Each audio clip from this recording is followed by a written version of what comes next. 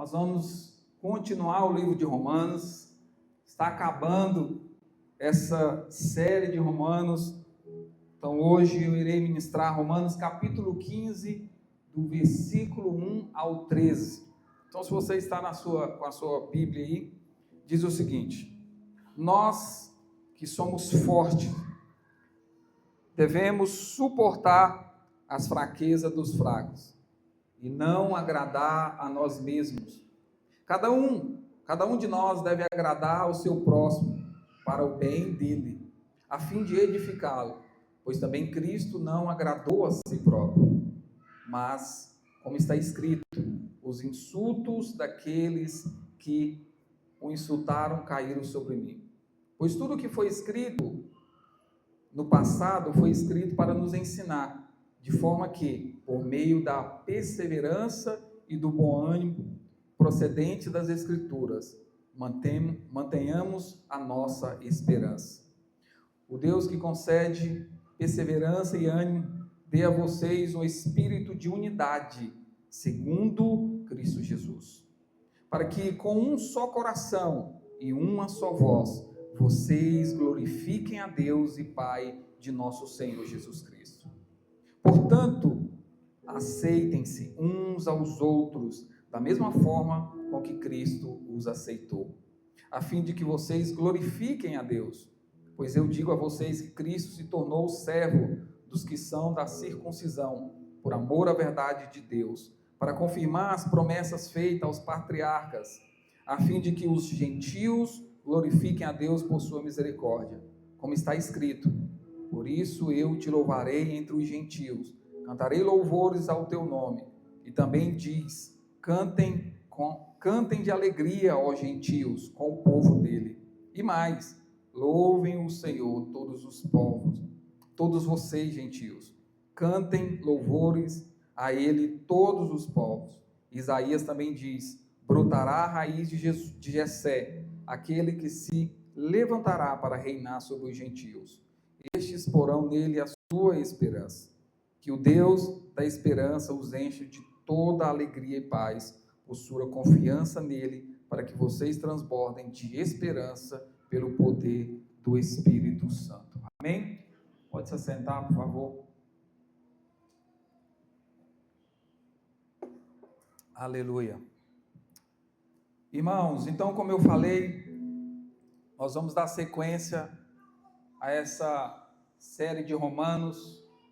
Eu não sei vocês, mas eu tenho sido muito confrontado, ministração após ministração, porque Romanos ele é um livro muito doutrinário, então ele vai nos ensinar muitas coisas a respeito de Cristo.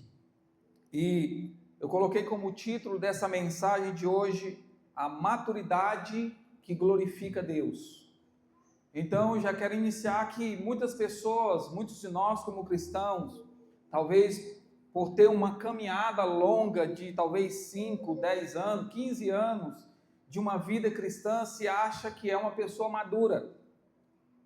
Mas talvez até uma pessoa madura, mas não uma pessoa madura que glorifique a Deus. E nas escrituras aqui, no texto que eu li, nós vamos aprender junto que existe um tipo de maturidade que glorifica a Deus. E eu gostei muito dessa porção também, porque ela pega muito ali o Antigo Testamento. Eu não sei se você percebeu, mas Paulo, ele fez questão de citar muitos versículos do Antigo Testamento. E é interessante que, antes de começar aqui, eu queria fazer uma pequena introdução. Interessante que no livro de Mateus, quando um fariseu perguntou a Jesus qual era o maior mandamento, falou: Senhor, qual que é o maior mandamento? E aí Jesus, retornando para aquele fariseu, em Mateus 22, Jesus resumiu toda a lei em 2 mandamentos inseparáveis. Jesus vai falar para aquele fariseu: o primeiro e maior mandamento é amar a Deus de todo o seu coração, de todas as suas forças e de todo o seu entendimento. Esse é o primeiro mandamento que nós, como cristãos, deveríamos seguir todos os dias da nossa vida. Qual? Amar a Deus com todas as nossas forças. com todo o nosso entendimento e com todo o nosso coração.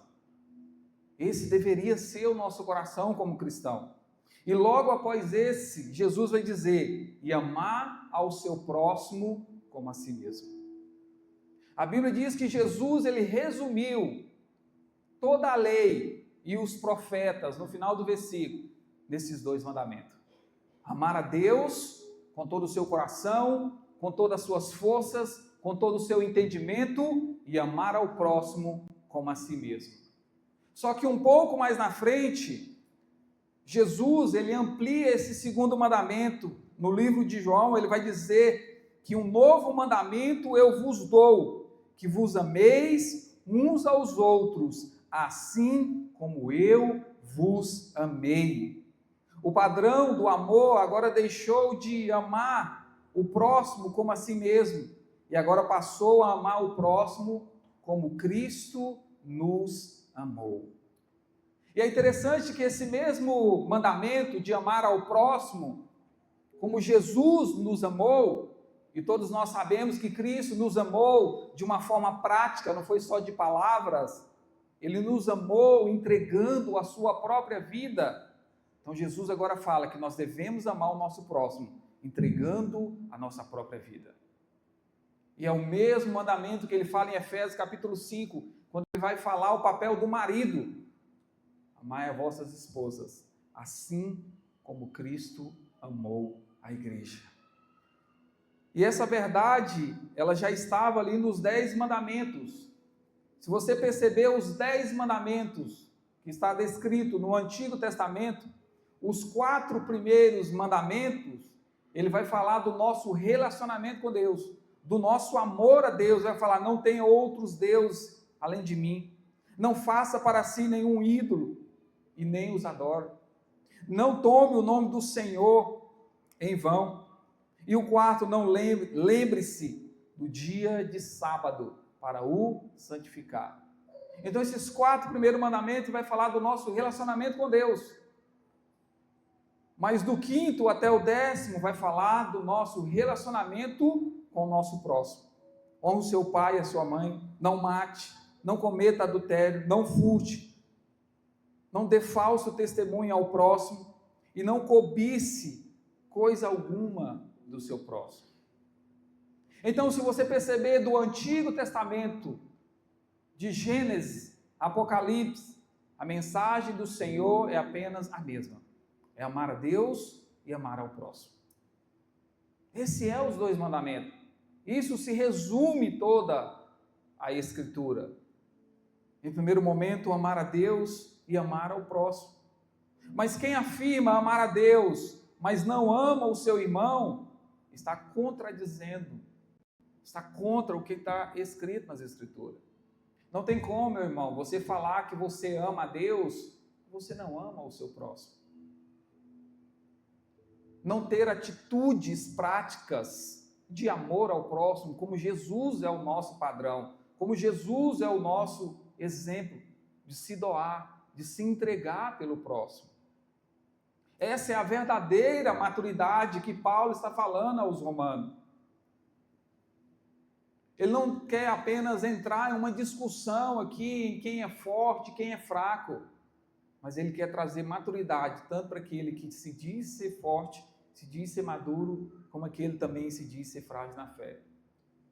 Como que eu digo que eu amo a Deus, o qual eu não vejo, e não amo meu irmão que eu vejo todos os domingos, talvez todas as semanas, talvez todos os dias? Não faz sentido você falar isso, que você ama um Deus que você não vê e não ter atitudes práticas com o seu próximo que você vê. Em Romanos capítulo 14, 15, eles vão tratar justamente desse assunto. Há tensões entre cristãos maduros e cristãos cuja consciência ainda era fraca. A preocupação de Paulo não era decidir quem estava certo ou quem tinha razão, se eram os judeus ou se eram os gentios. Porque eu não sei se você percebeu, nesse texto há 2 tipos de povo. Existem os judeus de um lado, que se diz maduro, e os gentios do outro lado, que era considerado como pessoas imaturas. Mas o que Paulo queria? Paulo queria ensinar como aqueles que já compreenderam a liberdade em Cristo deveria usar essa liberdade. E eu queria falar 4 tópicos em cima desse texto de Romanos, capítulo 15, do versículo 1 ao 13. No versículo 1 ao 2, Paulo vai dizer: nós que somos fortes, devemos suportar as fraquezas dos fracos e não agradar a nós mesmos. Cada um de nós deve agradar ao seu próximo, para o bem dele, a fim de edificá-lo. César, então eu tenho que agradar o meu próximo? Eu tenho que fazer tudo o que ele me pedir? Eu tenho que fazer as suas vontades? Não é bem isso. A Bíblia está falando que nós devemos fazer aquilo que vai edificá-lo. Aquilo que vai edificar o seu próximo, aquilo que vai edificar o seu irmão. E quando Paulo inicia dizendo que nós que somos fortes, ele se coloca entre os fortes também, mas não para reivindicar privilégios, como alguém que é muito maduro, porque a marca daqueles que são fortes, que são maduros, não é ficar exigindo privilégios, mas é assumir responsabilidades. Se você se diz alguém que é maduro no Senhor, glória a Deus pela sua vida. Mas glória a Deus ainda mais quando você é alguém que se diz maduro, se diz forte, e que você usa essa sua maturidade para assumir responsabilidades na vida da igreja. Assumir responsabilidades. A palavra suportar aqui nesse texto não significa simplesmente tolerar alguém de quem não gostamos. Ela traz a ideia de carregar um peso que pertence ao outro. É a mesma lógica que Paulo vai falar em Gálatas 6:2. Ele vai dizer: levai as cargas uns dos outros. Portanto, ser forte na fé não é possuir mais informação bíblica, é usar essa maturidade para ajudar aqueles que ainda estão crescendo na vida da igreja. Então, irmãos, nós que somos maduros já na fé, que já temos um pouco mais de conhecimento, qual que é o nosso papel? Ficar com reter esse conhecimento para nós? Não.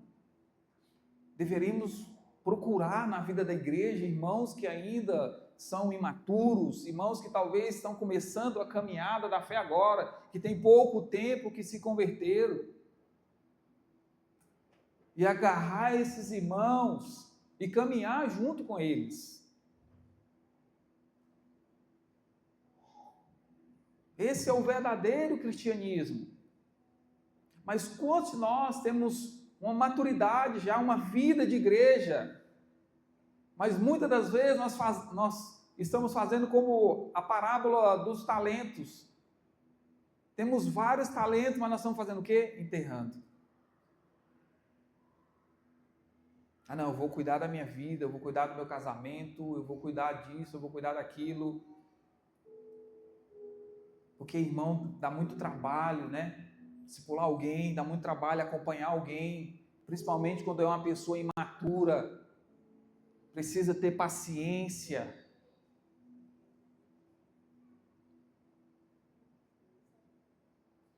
Mas é isso que nós deveríamos fazer com essa maturidade. Perceba que Paulo, quando ele diz não agradar a nós mesmos, essa frase confronta diretamente a mentalidade do nosso tempo, porque nós vivemos uma cultura que incentiva muito a pessoa ser individual. Nos preocupar só com nós mesmos, na vida da igreja. Ah, o que me agrada? O que eu tenho a ganhar com isso, César? O que eu vou ganhar no final das contas? O que é o melhor para mim? Mas o Evangelho muda completamente essa perspectiva. O discípulo de Cristo, ele faz outra pergunta. Ele pergunta: o que o meu irmão precisa? Como eu posso ajudar a fazer ele a crescer? Essa deveria ser a sua pergunta. Como eu posso ajudar esse irmão a crescer? Ver essas possibilidades, ficar de olho na vida da igreja, nos momentos de comunhão que você estiver ali. E talvez você consiga perceber algo que o irmão está passando no casamento ou na sua vida, enfim, particular, no trabalho, no dia a dia, e você talvez já passou por isso, você tem uma certa maturidade naquele assunto. Então você consegue ajudar esse irmão, você consegue ser bênção nesse sentido. Jesus já havia ensinado que esse princípio de nos sacrificar, quando ele disse em Mateus 16, 24, se alguém quer vir após mim, negue-se a si mesmo, tome a sua cruz e siga. Esse foi o padrão que Jesus deu para os seus discípulos. Vocês querem vir após mim? Vocês querem me seguir? Querem ser os meus discípulos? Então negue a vida de vocês. Tome a cruz de vocês e sigam. Irmãos, seguir a Jesus não é conforto. Seguir a Jesus não é viver uma vida individual, sozinha, solitária. Quantos de nós, irmãos, não estamos aqui hoje, domingo, no culto do Senhor, mas depois a gente vai para a nossa casa, e aí a gente quer estar ali só a gente, a nossa família, e depois, segunda-feira, o trabalho, enfim, não tem contato com os irmãos, não telefona, não vai atrás. E às vezes nós nos vemos só domingo após domingo. Essa maturidade, ela não glorifica Deus. O que glorifica Deus muitas das vezes sair daqui e ter comunhão com os irmãos, edificar uns aos outros, crescer na vida da igreja juntos. A vida cristã nunca foi construída sobre a busca dos próprios interesses, mas sobre a renúncia. Abrir mão dos nossos direitos em favor do irmão não é perda, é o caminho verdadeiro do discipulado. O caminho verdadeiro do discipulado é esse, irmãos. E quem que é o nosso maior exemplo? Jesus. É só olhar para Jesus. Ele abriu mão da sua glória para vir, descer aqui à terra e conviver conosco, pecadores miseráveis. Ele deixou o seu trono, ele deixou toda a sua coroa. Mas assim como muitos pais que têm aqui nessa manhã, e eu sou um desses, quando nossos filhos, eles começam a querer caminhar, eu lembro do Timóteo, quando ele começou a caminhar com 9 meses de idade, por diversas vezes durante o dia, eu tive que pegar a mão dele, para ajudar ele a caminhar. Hoje ele não precisa mais disso, ele vai fazer 5 anos de idade. Então hoje ele anda com as suas próprias pernas, hoje ele faz muita coisa sozinho. Eu fico até admirado. Esse dia eu estava ensinando ele a fazer vitamina, né, no liquidificador. Eu vejo a Sara fazendo muito com as meninas ali também, bolo e por aí vai. E esse dia eu estava no trabalho e a mãe dele me ligou e falou assim, ó, você fica ensinando essas coisas para o Timóteo?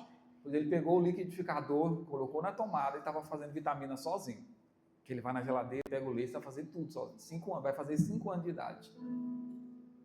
Eu não sei se eu fiquei feliz ou se eu ficava preocupado, né? É as duas sensações ao mesmo tempo. Mas teve uma época que eu tive que pegar na mão dele, ele estava começando a andar, tudo era perigoso. Ele era imaturo, ele não sabia caminhar, agora não precisa mais. Essa é a mesma paciência que nós devemos ter com os irmãos. Talvez esse que está do seu lado, de ter a paciência de ensinar coisas que você já sabe, que você aprendeu. Muitas das vezes até nós, aqueles que são casados, maridos, de ensinar a esposa, ter paciência também com as nossas esposas. Amém, amém, maridos? Foi meio fraco, né? Mas está valendo. E em certas circunstâncias, lá em casa, quando me falta um pouco, assim, vai me faltando um pouco de paciência, sabe o que a minha esposa diz? Também que ela não está aqui hoje. Ela diz, interessante, com os irmãos você tem muita paciência, mas comigo não. Eu falei, é verdade. Então muita gente tem paciência, né, com o nosso patrão, tem paciência com nossos clientes, mas às vezes com a esposa, ou com o esposo também, serve para a esposa, tá? Nesse sentido.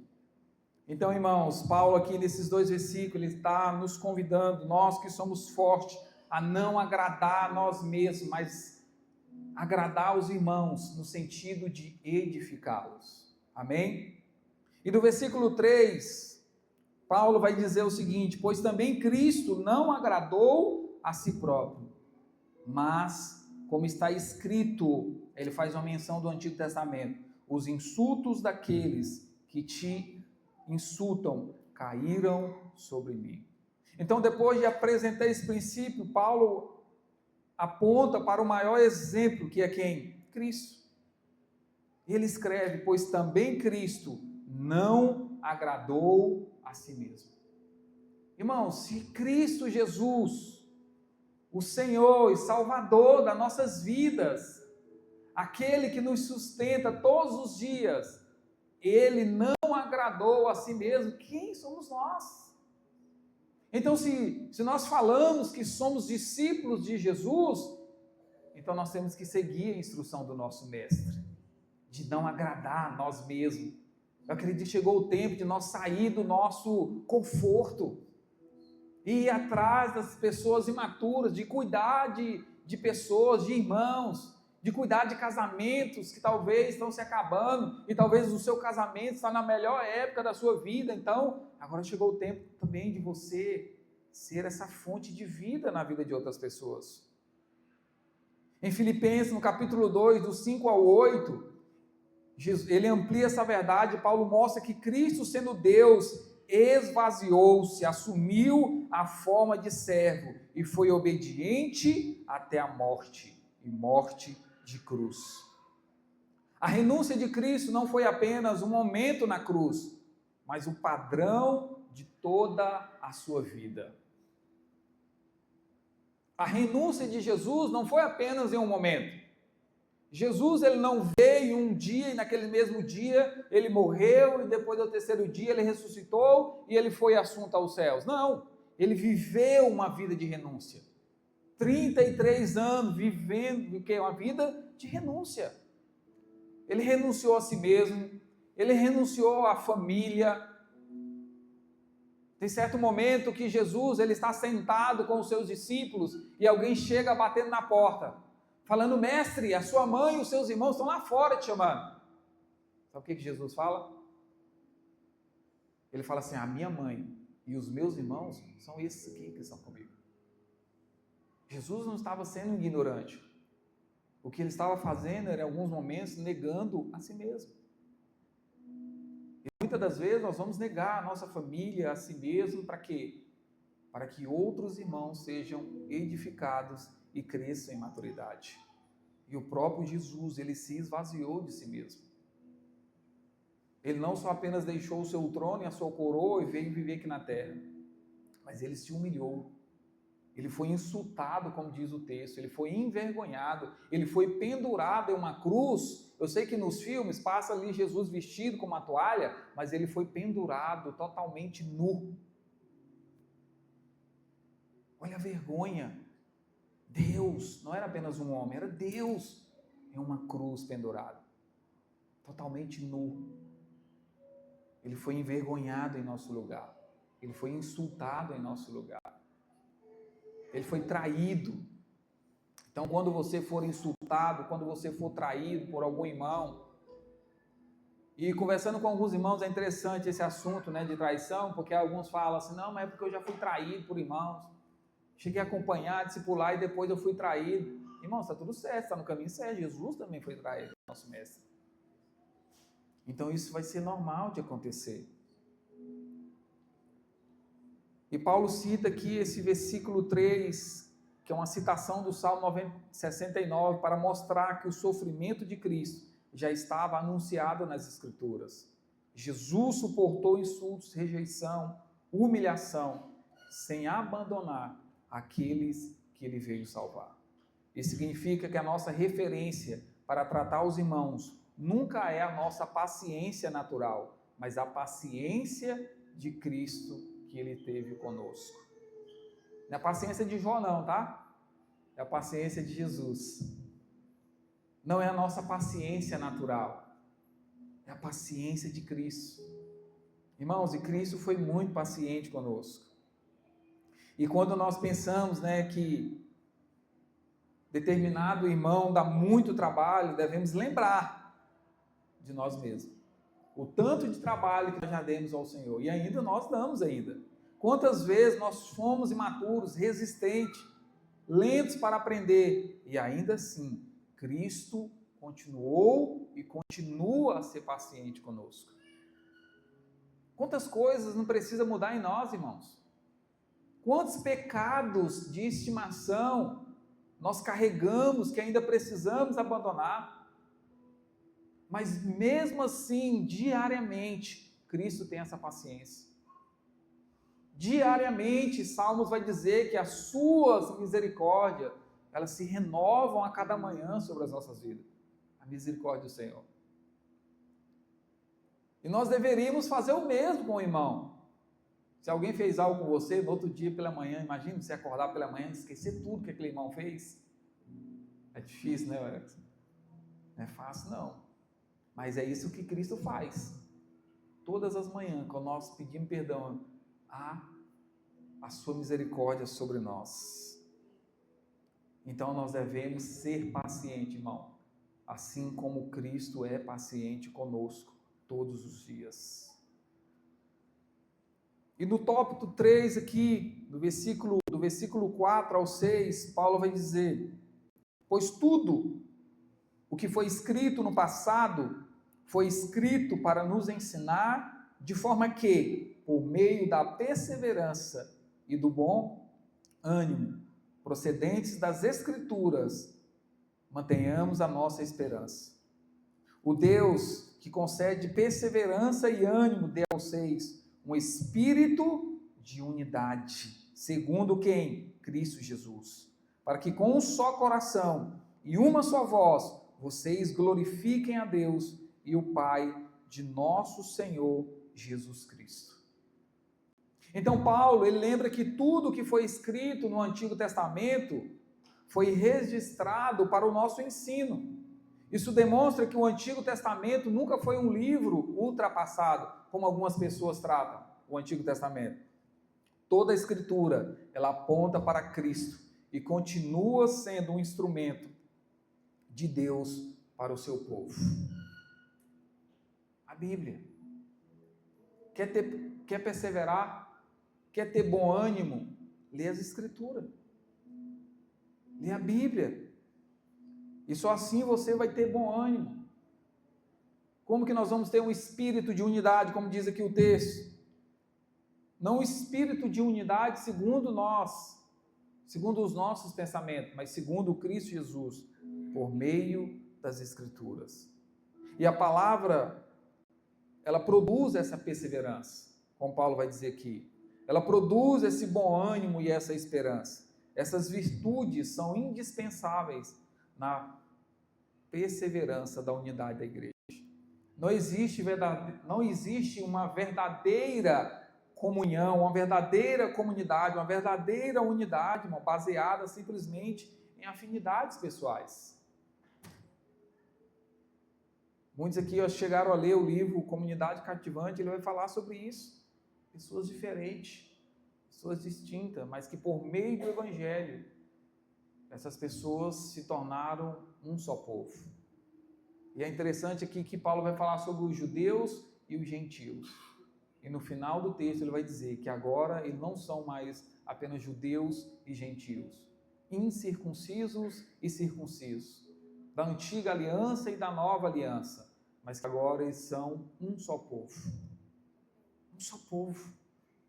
E é isso que o Senhor quer fazer com a nossa igreja local, ser um só povo. Mesmo sendo diferentes, mas tendo o mesmo coração, tendo o mesmo pensamento.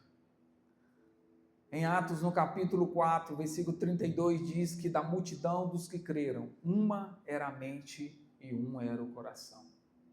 Por que a igreja de Atos cresceu tanto? Se você ver no livro de Atos, no capítulo 1, tem 120 irmãos reunidos orando. Na primeira pregação de Pedro, 3.000 pessoas se convertem. Na segunda pregação, mais 5.000 pessoas se convertem. E a igreja em Atos, literalmente, ela explodiu. E ela saiu para outros continentes. Explodiu. Mas sabe por quê? Porque mesmo sendo pessoas diferentes, eles tinham o mesmo coração. eles tinham o mesmo pensamento. E esse mesmo coração e esse mesmo pensamento não era voltado para si mesmo, era voltado em glorificar a Deus. Então, se nós também tivermos esse mesmo pensamento, esse mesmo coração como igreja, para quê? Para glorificar ao Senhor.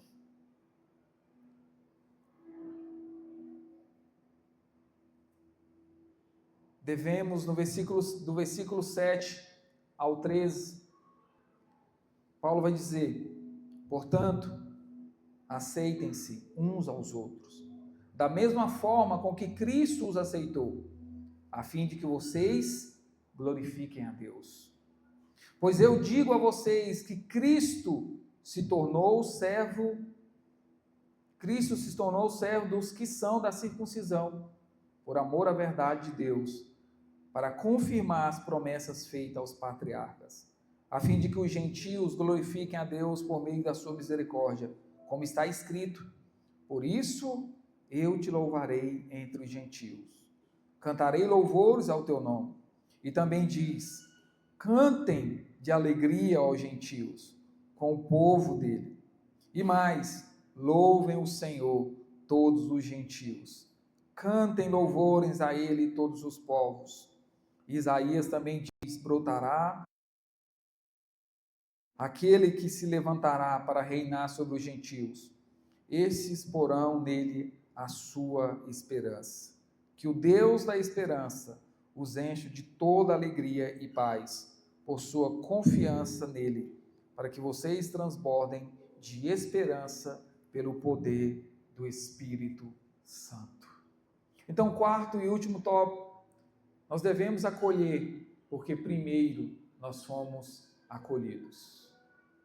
Então nós devemos acolher os irmãos ao nosso derredor, porque primeiro Cristo nos acolheu. Cristo nos acolheu. E Cristo, irmãos, ele não fazia distinção de pessoas. Eu fico observando todas as pessoas imaturas, pessoas que ninguém olhava, Cristo tinha um olhar diferente. Certa vez uma mulher foi pegada em adultério, e eles levaram aquela mulher até Jesus. E eles falaram: pela lei, essa mulher tem que ser apedrejada até a morte. E Jesus fala o quê? Aquele que não tem pecado, atire a primeira pedra. Então a Bíblia diz que todos foram se retirando, ao ponto que ficou só Jesus e aquela mulher. E o Senhor falou para ela: vai e não peques mais. Existia um cego chamado Bartimeu. Nem nome o cara tinha, cego Bartimeu, que você vai conhecer na Bíblia. E Jesus ia passando, e ele começou a gritar. E cada vez mais que as pessoas falavam assim: não grite, não incomode o mestre, a Bíblia diz que ele gritava mais alto ainda, ao ponto de Jesus ouvir, e aquele cego perguntar: o que queres que eu te faça? Era bem óbvio, né? Mas Jesus sempre faz perguntas. A Bíblia sempre faz perguntas. Cadê o seu irmão? E ele falou assim: eu quero ver. E Jesus vai ali e cura aquele cego. Então todas as pessoas, os próprios discípulos de Jesus, todos eles eram improváveis. A maioria de nós aqui era improvável, irmãos. Eu era um improvável, mas o Senhor me acolheu. Quando talvez ninguém mais queria me acolher ou acolher vocês, o Senhor te acolheu. Então esse deve ser o mesmo princípio que nós devemos ter com os nossos irmãos, de acolher. E agora o Paulo, ele chega no coração da mensagem. Paulo ordena: acolhei-vos uns aos outros, como também Cristo vos acolheu. Para quê? Para a glória de Deus. Tudo tem que ser feito, irmãos, para a glória de Deus. Tudo. Paulo vai dizer em outra carta: fazei tudo como se fosse para o Senhor. Tudo que nós fazemos para a glória do Senhor. E aqui está o fundamento de todo relacionamento cristão. Nós acolhemos nesse primeiro momento. Por quê? Porque nós somos acolhidos. Cristo não esperou que nós estivéssemos limpos para nos receber. Ele nos recebeu quando ainda éramos pecadores. Efésios capítulo 2 vai dizer que nós, quando ainda éramos pecadores, quando nós estávamos nas trevas, Ele nos amou, Ele nos salvou, Ele nos tirou do império das trevas e nos trouxe para a sua maravilhosa luz. E o nosso papel como cristão, como igreja, é esse, é de trazer aqueles que ainda estão em trevas e apontar a luz para eles, que é Cristo. Apontar o Evangelho. Porque muitos estão o quê? Cegos. E as escamas precisam cair. Mas você e eu seremos esse instrumento. Irmãos, Deus não escolheu para domingo após domingo você sentar aqui, ouvir uma mensagem e ir para casa. Deus escolheu cada um de nós para vir aqui domingo após domingo glorificar a Ele por meio de um culto. Mas ao sair daqui, nós também vamos glorificar a Ele, ganhando vida para Jesus, discipulando vidas, trazendo outras pessoas, levando outros irmãos a crescer, a avançar no Evangelho. E eu gosto muito disso, particularmente, de discipular pessoas, de treinar pessoas, em ver o potencial na vida das pessoas, onde elas mesmas não vê. E foi isso que Jesus fez conosco, Ele viu um potencial que até nós mesmos não víamos. Então nós devemos fazer o mesmo. A sua graça nos encontrou antes que pudéssemos oferecer qualquer mérito. A graça de Deus, ela nos alcançou quando nós não tínhamos nada para oferecer ao Senhor. Então assim também nós deveríamos tratar o nosso próximo. Não é por aquilo que ele tem a nos oferecer, mas é aquilo que nós já temos para oferecer para ele, para a glória de Deus. Não é querer receber nada em troca. Não é querer receber um elogio. Não. Mas é fazer para a glória de Deus. É fazer o que Cristo fez conosco. Paulo amplia essa verdade, mostrando que Cristo veio tanto para cumprir as promessas feitas aos judeus, quanto para incluir os gentios no mesmo povo da aliança. As várias citações que nós lemos aqui do Antigo Testamento mostra que esse sempre foi o plano de Deus, formar um único povo que glorificasse o seu nome. Agora já não é mais judeu. Alguém aqui é judeu? Talvez possa ter, vai que tem, né? Mas todos nós somos gentios. Estávamos fora da aliança, separados de Deus. Mas agora não, agora pela graça de Deus, existe um só povo, uma só nação de Deus. Esse é o papel, é isso que Deus quer. Esse é o plano, na verdade, final de Deus, quando estivermos ali diante dele. Um só povo, uma só língua. Isso significa que a unidade da igreja não é um objetivo em si mesmo, ela existe para revelar a glória de Deus. E quantas pessoas completamente diferentes conseguem viver em amor, perdão e serviço mútuo, o mundo percebe que ali existe algo que só o Evangelho pode produzir. É interessante, quando as pessoas olham para a igreja e elas começam a ver pessoas totalmente diferentes umas das outras. Mas por quê? Porque o Evangelho que nos une. Eu sempre brinco com o Diego, né, que eu e ele nós somos totalmente diferentes. Às vezes em pensamentos, às vezes em ideias. Mas isso, no final das contas, não importa. O que importa é se nós estamos glorificando a Deus no final das contas. Amém? Que o nosso coração esteja nesse lugar. Qual lugar?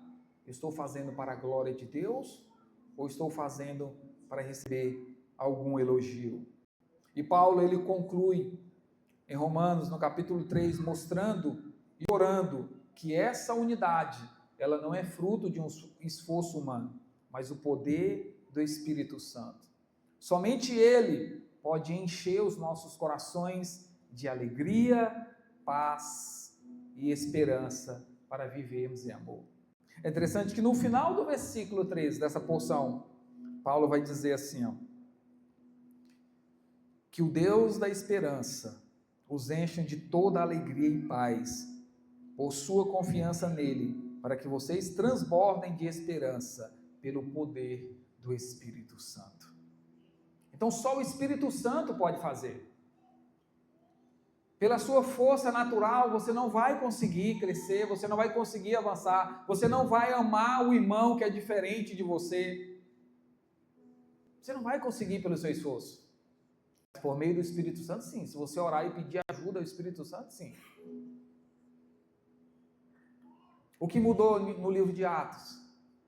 O que Jesus falou para os discípulos? Olha, eu vou para o Pai, mas vocês esperem o Espírito Santo vir. Irmãos, e depois que o Espírito Santo desceu ali em Atos, no capítulo 2 em diante, você vai ver uma nova igreja. Porque agora é uma nova igreja guiada pelo Espírito Santo. E é isso que deve guiar a nossa vida. É isso que deve guiar as nossas escolhas, os nossos relacionamentos. O quê? O Espírito Santo. E não fazer apenas uma decisão baseada no nosso conhecimento. Para concluir, Romanos 15 nos ensina que a maturidade cristã ela não é demonstrada pela capacidade de vencer debates. Eles não estavam ali diante de um debate apenas, como eu falei no início, de aqueles que eram mais fortes e de aqueles que eram mais fracos. Não, não é isso.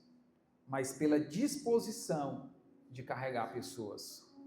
Talvez o grande desafio desse texto seja perceber que todos nós, em algum momento, na nossa vida cristã, na nossa caminhada, nós fomos fracos.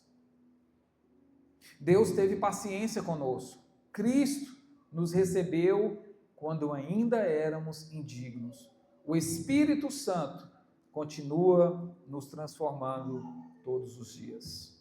Portanto, a pergunta que o texto nos faz não é quem é o fraco da minha igreja, o qual agora eu vou discipular, o qual agora eu vou ensinar. A pergunta é, será que estou tratando meu irmão da mesma maneira que Cristo me tratou?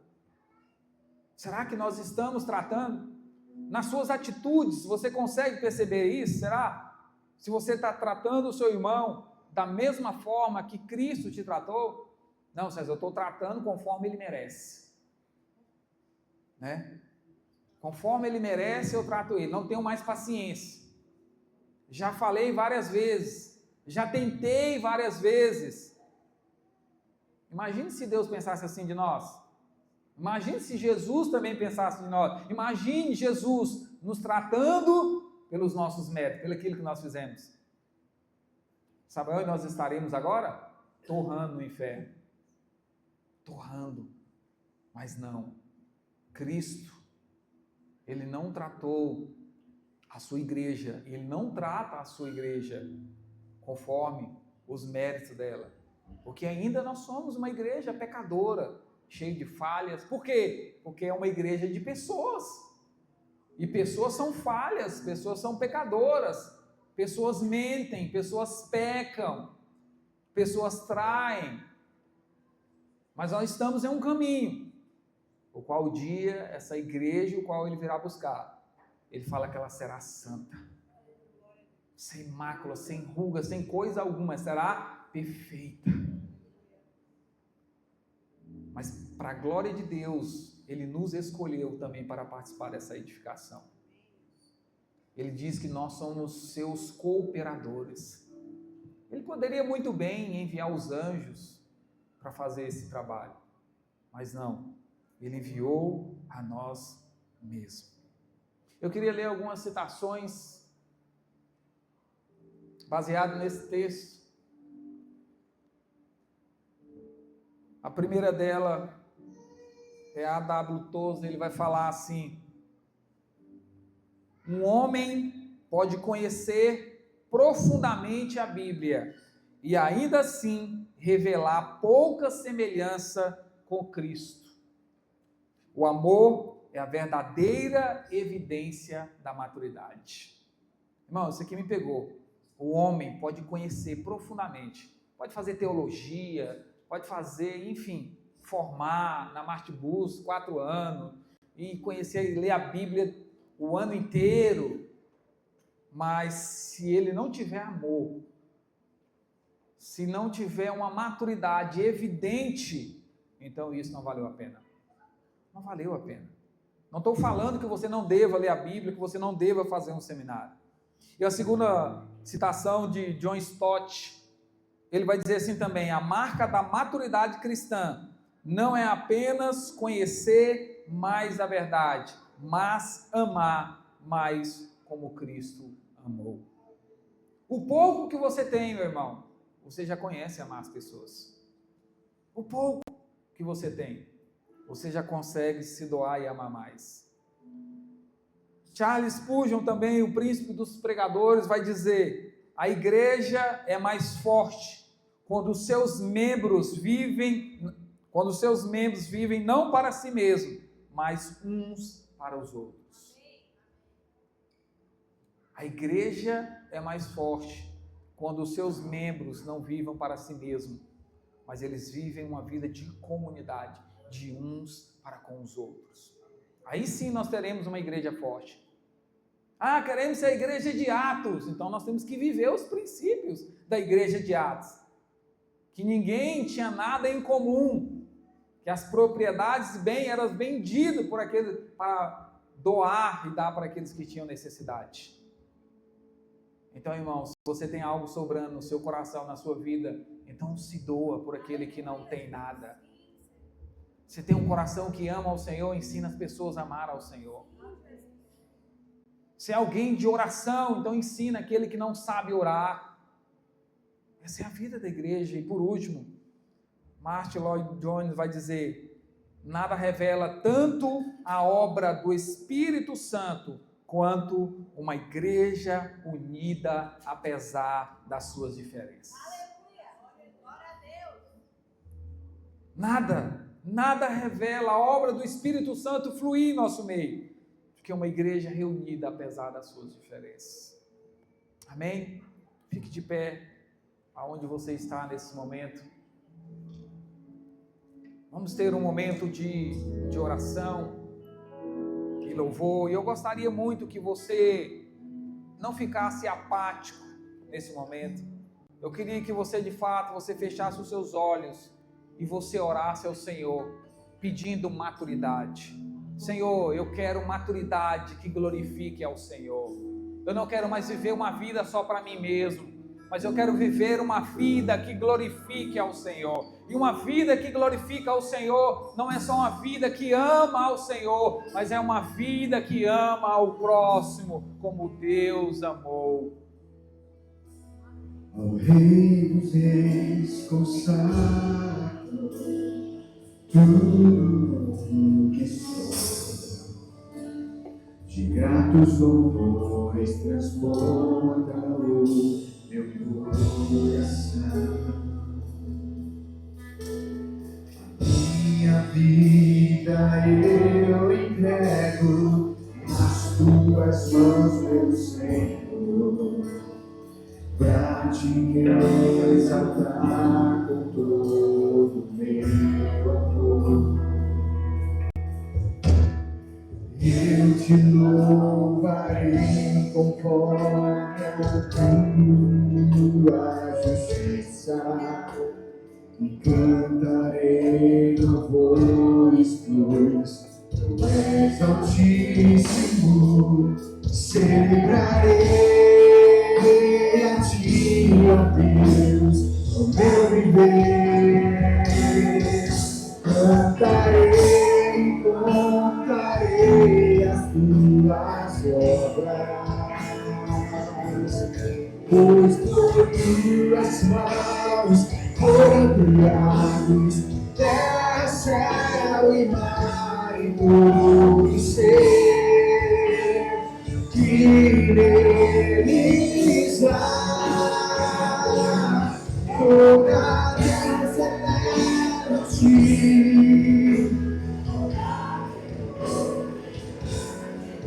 Pois tu és o Deus Criador, toda graça leva a ti, com cânticos de Deus Criador.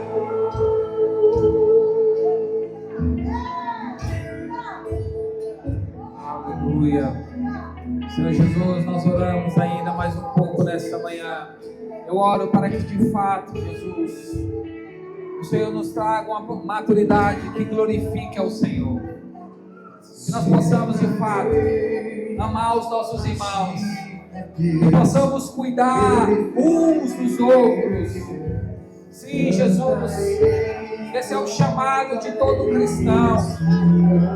Amar uns aos outros, assim como o Senhor nos amou, assim como o Senhor se entregou por nós. Que possamos entregar, ó Deus. Sim, Jesus.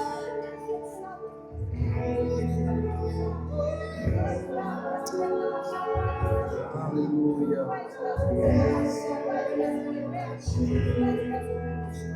Com cânticos e súbitos, pois tu és o Deus Criador. Toda a terra se eleva a ti, com cânticos e súbitos, pois tu és o Deus Criador.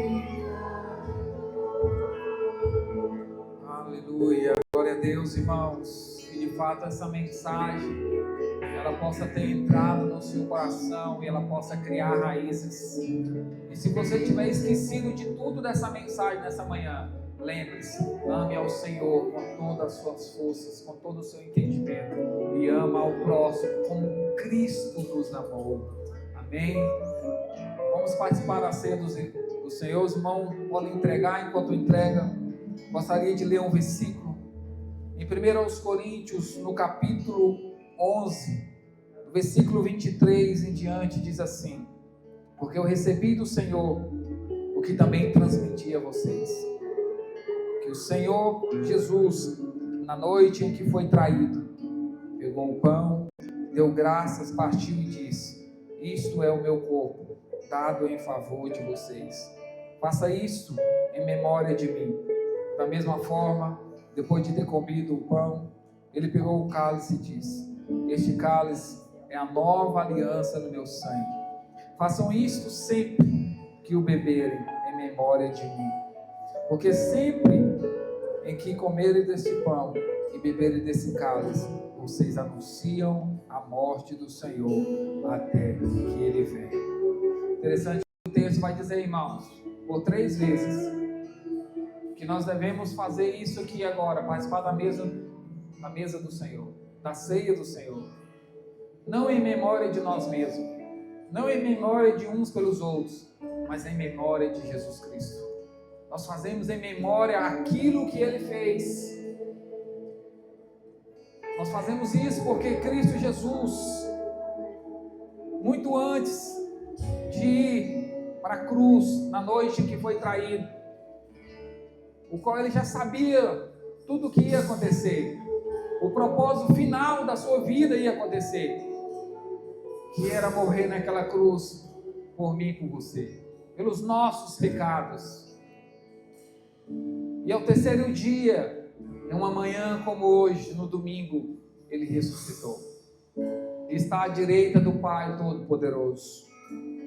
E enviou o Espírito Santo para estar conosco nessa manhã. E nós devemos fazer isso quando nós bebemos do cálice e partimos o pão. A palavra de Deus vai dizer que nós estamos anunciando a morte de Jesus até que Ele venha.